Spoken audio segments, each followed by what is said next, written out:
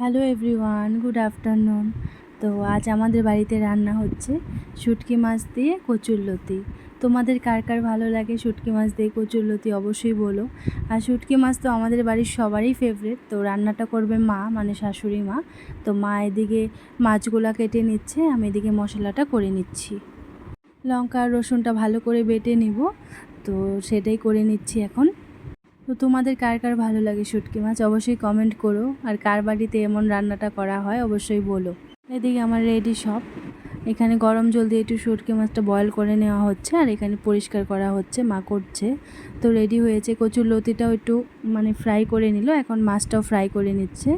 এখন এর মধ্যে দেওয়া হবে কোচানো পেঁয়াজ, আর তার মধ্যে দেওয়া হবে বেটে রাখা মশলাটা, সেটা দিয়ে তার মধ্যে লবণ হলুদ দিয়ে এখন কচুরলতিটাও দিয়ে দিল মা। এখন ভালো করে ফ্রাই হলে এটার মধ্যে একটু জল দিয়ে দিবে, কারণ লতিটা একটু সেদ্ধ হতে হবে।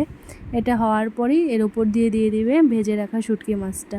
আর এখনই রেডি হয়ে যাবে আমাদের গরম গরম কচুরলতি দিয়ে শুটকি মাছ। তো তোমাদের কি দেখে ভাত দিয়ে খেতে ইচ্ছে করছে?